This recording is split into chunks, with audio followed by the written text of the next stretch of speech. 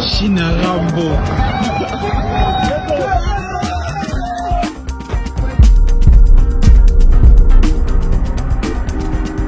Tokolo également. Vous recevez de l'eau seulement la nuit. Absolument. C'est comme ça que nous avons conçu que vous puissiez recevoir de l'eau seulement la nuit. Pourquoi? Parce qu'à Kinshasa, nous n'avons pas de l'eau pour tout le monde. Facture, merci. S'il n'y a pas de l'eau aujourd'hui et demain, ça ne veut pas dire qu'après-demain, il n'y a pas de l'eau. Donc si vous n'avez pas eu de l'eau aujourd'hui et demain, après-demain, vous avez consommé, votre facture sera proportionnelle à la quantité que vous avez consommée. Si vous avez des problèmes de facturation, c'est notre devoir, notre plaisir. Et avec beaucoup d'humilité, nous traiterons le cas qui est unique à vous pour résoudre les difficultés que vous avez avec la facture. Venez nous voir, c'est notre service et nous sommes là pour vous servir. Qui peut être mieux pour piloter puis dépêcher l'eau et mat. Daniel Bumba. Daniel Bumba. Daniel Bumba. Zalichid. Zalichid. Très bien. Aujourd'hui, on a biso la classe politique ya Congo. Autant que l'angaï, 3 acteurs politiques. Il faut que bango ba des retraites anticipées. Donc, yomo tout ça qui présente ordonnance yo que retraite yo besoin mais ça 4. Yali bosso. Bosso, Yami Balé, Mbata, Yami Sat, Jean-Pierre Mbemba, Yami Ney. Maintenant, sur le plan, il y a posture.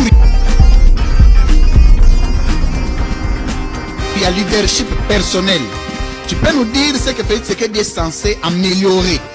Oh, il faut abonner. Ça qu'on a vie politique personnelle. Quand je parle de la vie personnelle, c'est-à-dire le comportement personnel d'un acteur politique, il faut améliorer. Atika Lukuta.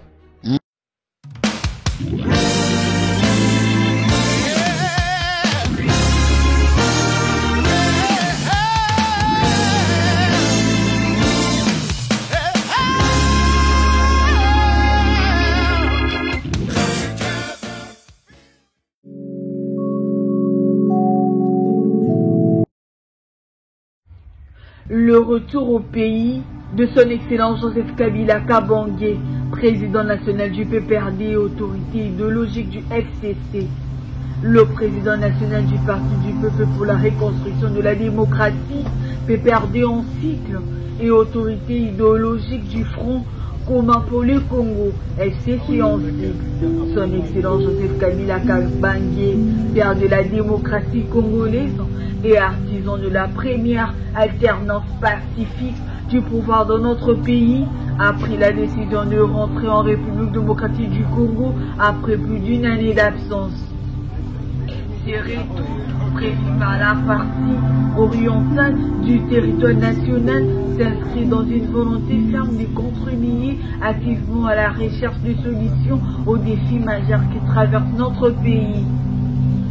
Dans une lettre consultée par Jeune Afrique, l'ancien président congolais, absent du pays depuis décembre 2023, affirme que s'apprête à rentrer par la patrie orientale de la République démocratique du Congo. C8 Afrique, Joseph Kabila a déclaré dans une correspondance adressée après 6 années de silence absolu, une année d'exil et face à la dégradation du contexte sécuritaire, il a pris la résolution de rentrer sans délai en RDC pour contribuer à la recherche de solutions. L'ancien président précise qu'il rentrera par la partie orientale du pays, évoquant un péril en la demeure, sans indiquer qu'il s'agira du Katanga, son bastion historique, ou d'une autre région sous tension, notamment celle affectée par les activités du 1-23. Il dit avoir mûri cette décision à la suite des consultations avec plusieurs chefs d'État, anciens présidents, ainsi que des acteurs politiques et sociaux, tant nationaux qu'internationaux. Cette annonce Interview alors que Joseph Kabila multiplie les signaux d'un retour progressif sur les devants de la scène politique et médiatique. En décembre dernier, il avait rencontré Addis Abeba Moïse Katumbi et Claudel Loubaya, deux figures de l'opposition congolaise. En février, il avait brisé 6 années de silence médiatique en publiant une tribune dans les Sunday Times quotidien Sud-Africa. Avant d'accorder des interviews marquant un changement radical de posture depuis son départ du pouvoir en 2019. À chaque des prises de parole, il critique sévèrement le gouvernement de son successeur Félix Tshisekedi, qu'il tient pour principal responsable de la crise persistante dans l'est du pays. Joseph Kabila n'a pu fouler les sols congolaises depuis décembre 2023. Après avoir boycotté les élections présidentielles et législatives, il avait discrètement quitté le pays, réapparaissant en janvier 2024 en Afrique du Sud. Officiellement, il poursuivait des recherches dans le cadre d'une thèse à l'université de Johannesburg. Il a ensuite multiplié les séjours dans la sous-région, notamment en Namibie et au Zimbabwe. L'AFC est dirigé par Corneille Nangaa, ancien président de la Commission électorale nationale indépendante CENI, réputé proche de Joseph Kabila. Ce dernier a toutefois nié tout lien avec la rébellion. Si j'étais complice du M23, la situation serait très différente de ce qu'elle est aujourd'hui, a-t-il affirmé en mars dernier lors d'une conférence de presse tenue en Afrique du Sud. Tokolo également. Vous recevez de l'eau seulement la nuit. Absolument, c'est comme ça que nous avons conçu que vous puissiez recevoir de l'eau seulement la nuit. Pourquoi? Parce qu'à Kinshasa, nous n'avons pas de l'eau pour tout le monde. Rappelez-vous, le taux de desserte à Kinshasa est de 65%. Ça veut dire que sur les 100%, seuls 65 peuvent recevoir de l'eau normalement. Alors que faut-il faire? Couper les 35% et donner seulement à 65? Non, nous disons à la régie des eaux, chacun doit avoir un tout petit peu. Alors qu'est-ce que nous faisons? Nous coupons de l'eau ici, nous donnons là-bas, et nous coupons là-bas aujourd'hui. Demain, nous donnons là-bas. Alors, dans notre programme, compte tenu de la configuration du réseau, dans votre quartier, nous avons prévu d'envoyer de l'eau la nuit pour que la journée, nous puissions envoyer ailleurs, pour que ceux qui sont ailleurs puissent aussi avoir un peu d'eau, parce qu'il n'y en a pas assez pour tout le monde. Les investissements n'ont pas. Et les factures, merci. S'il n'y a pas de l'eau aujourd'hui et demain, ça ne veut pas dire qu'après-demain, il n'y a pas de l'eau. Donc, si vous n'avez pas eu de l'eau aujourd'hui et demain, après-demain, vous avez consommé, votre facture sera proportionnelle à la quantité que vous avez consommé. Si vous avez des problèmes de facturation, c'est notre devoir, notre plaisir. Et avec beaucoup d'humilité, nous traiterons le cas qui est unique à vous pour résoudre les difficultés que vous avez avec la facture. Venez nous voir, c'est notre service et nous sommes là pour vous servir. Nous n'existons pas si vous n'existez pas. Nous avons le devoir et la responsabilité.